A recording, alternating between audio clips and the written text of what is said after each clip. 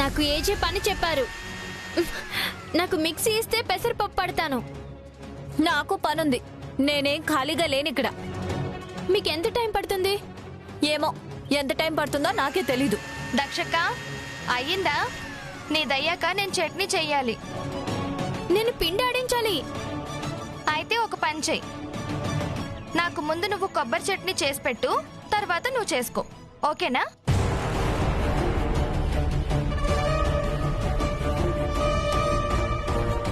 ఇదిగో, నేను ఎలాగైనా ఏజే గారు నాకు అప్ప చెప్పిన పనిని పూర్తి చేయనీయకూడదని కావాలని చేస్తున్నారు.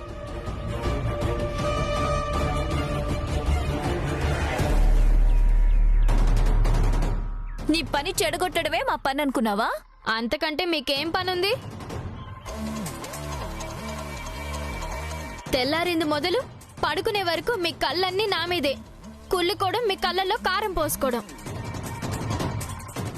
చూడు బాను, నువ్వు ఎక్కువ ఎమోషనల్ అవ్వకు. అలా ఎమోషనల్ అయ్యి మా పని డిస్టర్బ్ చేసి నీ పని డిస్టర్బ్ చేసుకోవద్దు. ఒక పని చెయ్యి, ఆన్లైన్లో ఇంకో మిక్సర్ బుక్ చేసుకో, అది వచ్చాక పని మొదలు పెట్టుకో.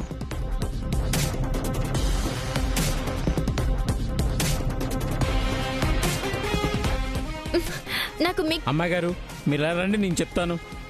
దేనికి? రండమ్మ గారు చెప్తాను, పద. రండి.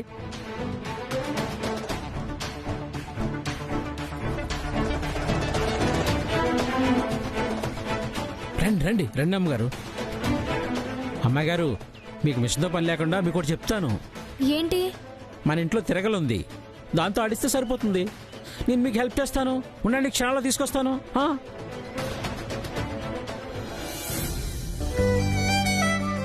అమ్మాయి గారు ఇందులో పెసలు వేస్తే నేను టక్టక్ ఆడిచ్చేస్తాను. సన్నాయ్, ఏంటమ్మ గారు? ఇలారా, కొబ్బరి చట్నీ చేద్దు గాని. అనుకున్నాను వీళ్ళు ఇలాంటిది ఏదో చెప్తారని. ఇప్పుడు వీళ్ళ మాట వినకపోతే యజ గారి దగ్గర ఏదో ఫిట్టింగ్ పెడతారు. అమ్మాయి గారు నేను వెళ్తాను. అమ్మాయి గారు మీరే కష్టపడండి. సన్నయ్ అమ్మా అదే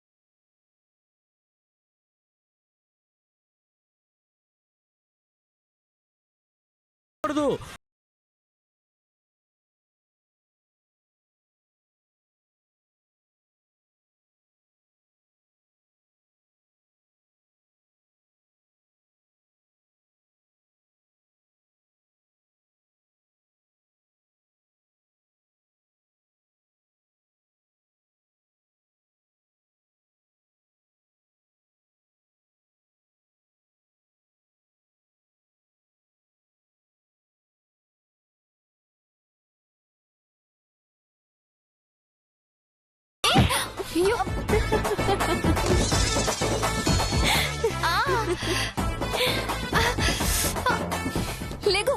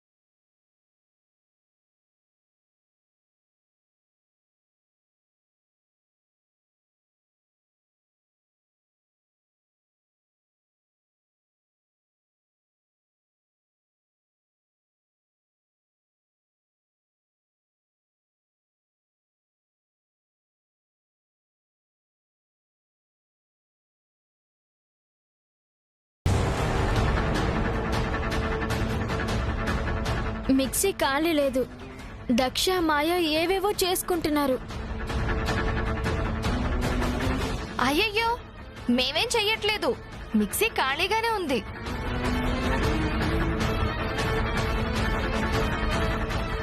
మీరు చెప్పింది చేయడం ఇష్టం లేక ఇలా నాటకాలు ఆడుతుందేమో.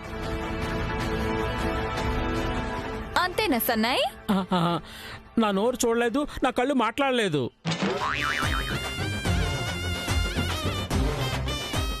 భాను తిక్క నీకు కూడా వచ్చిందా?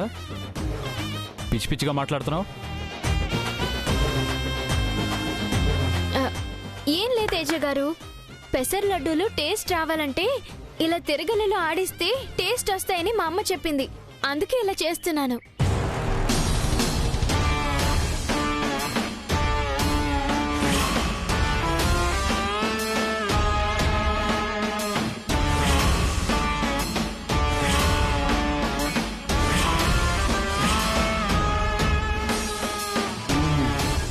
కూర్చో.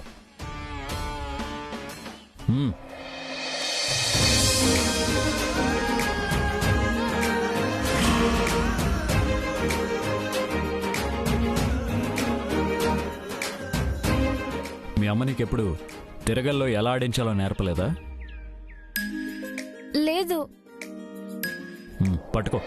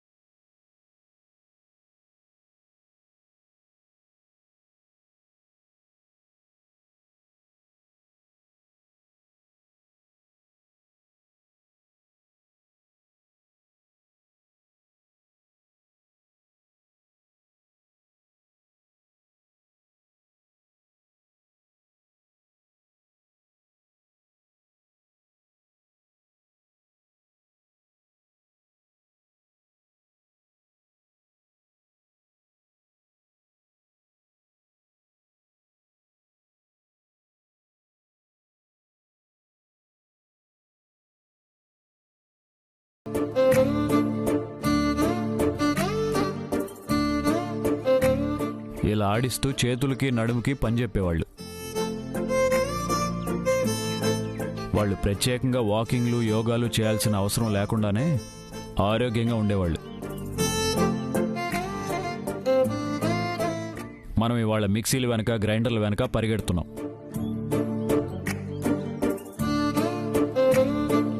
అలా పరుగులు పెట్టి అటు క్వాలిటీ పోగొట్టుకుంటున్నాం, ఇటు ఆరోగ్యం పోగొట్టుకుంటున్నాం. కరెక్ట్గా చెప్పారు అయ్య గారు.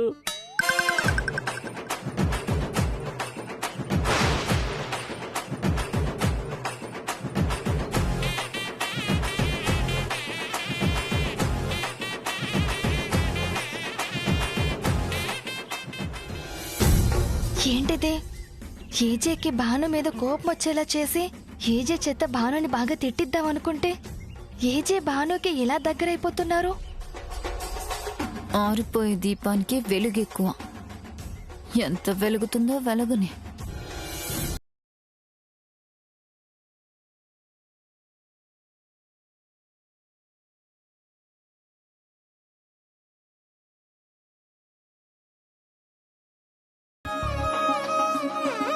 అటు చూడు, పిండాటం అయిపోయింది. అవునండి, ఎంత తొందరగా అయిపోయింది ఏంటండి? ఇదంతా మీ క్రెడిటే.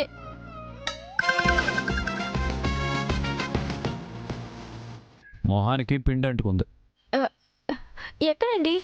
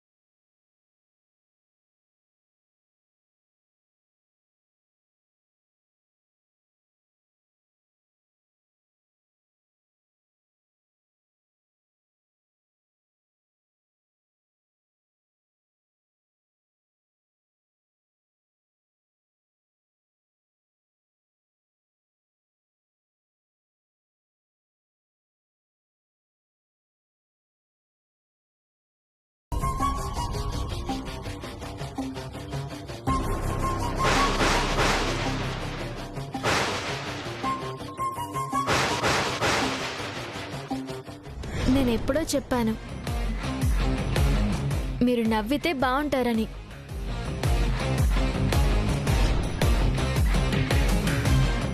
ఏ చిన్న మిస్టేక్ నైనా భూతద్దంలో పెట్టి చూసే ఏజే ఎందుకు భాను విషయంలో ఇంతలా మారిపోయారు?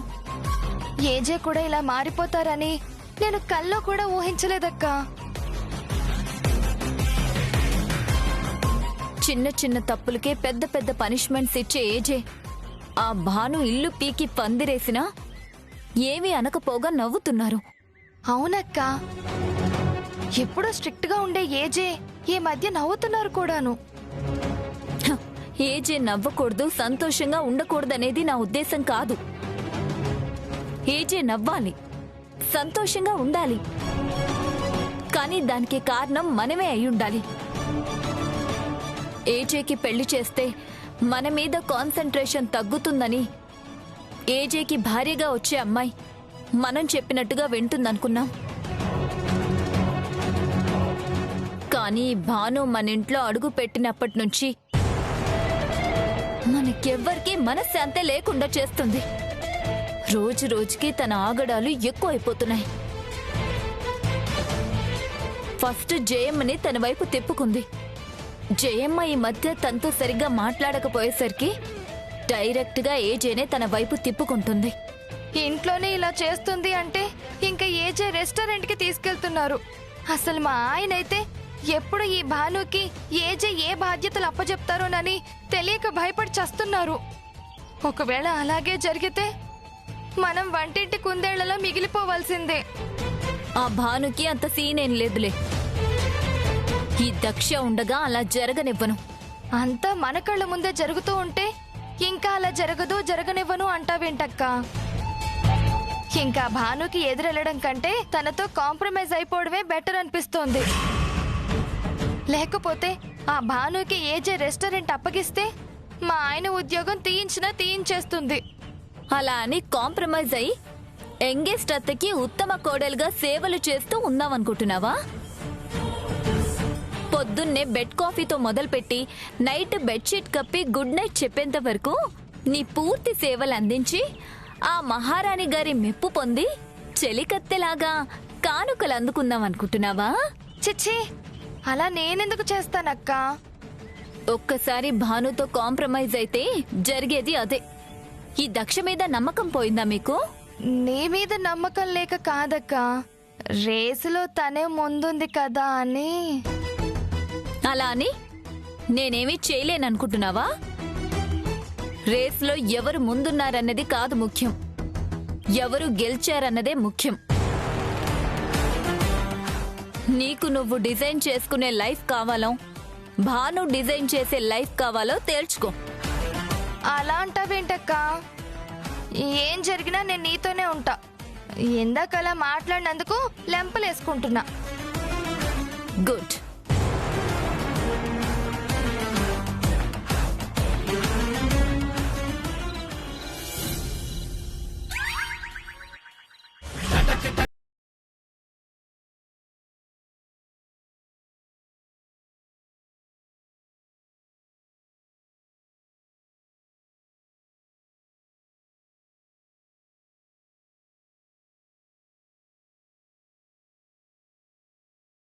లైఫ్.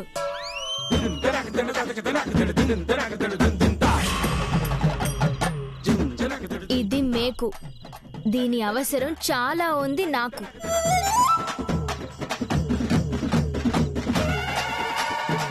ఇది సూది. దీంతోనే కడతా ఆ మంత్రకి సమాధి. ఇది సుత్తి. కొడితే పగులుతుంది దాన్ని నెత్తి.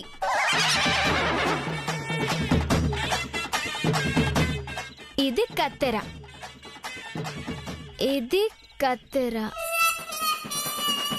కత్తెర మీద పంచ్ డైలాగ్స్ ఏమున్నాయి?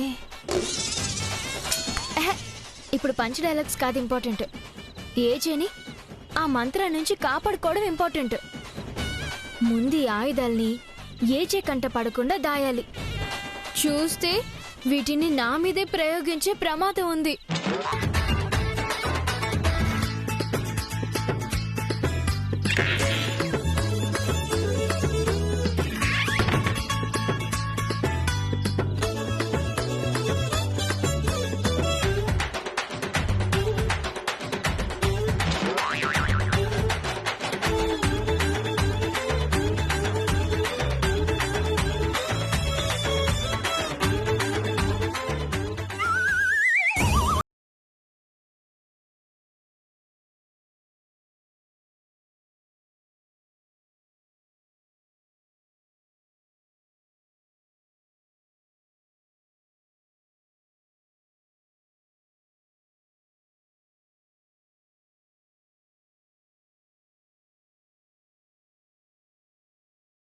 రూపంలో ఎప్పుడు ఎటువైపు నుంచి వచ్చినా దేశాన్ని కాపాడుకునే సైనికుడ్లా బాహుబలి వెంట కట్టప్పలాగా ఏజేని నేను కాపాడుకుంటాను. ఆ మంత్రని నా కాలి కింద పడేసి నలిపేసి అయ్యయ్యో!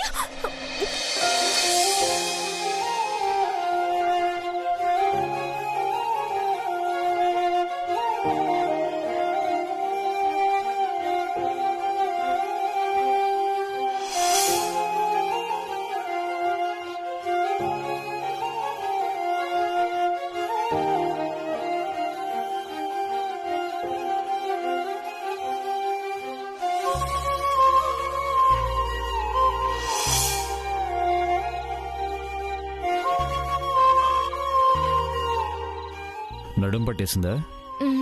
లేదే. మరి లేవచ్చుగా.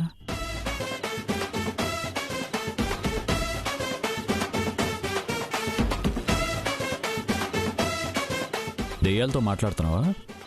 లేదు. ప్రేతాత్మలతో పోట్లాడుతున్నావా? నాకు రాదు. మరి ఎవరూ లేని రూమ్లో ఎవరో తోసినట్టు తలుపు తెరిచేసరికి మీద పడ్డావేంటి? కొత్తగా నడుద్దామనా?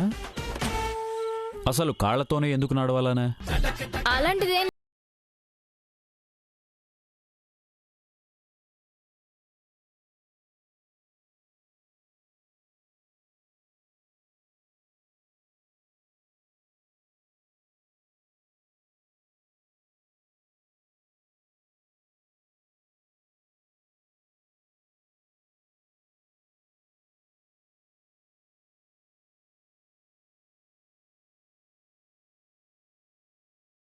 కుక్కలాగానో నడవటం నేర్చుకో.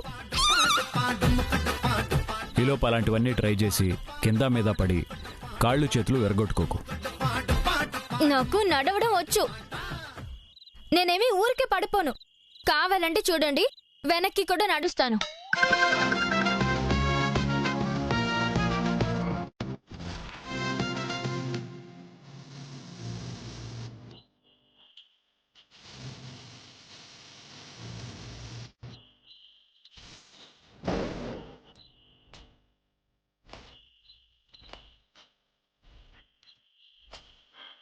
ఇప్పుడు చూడండి.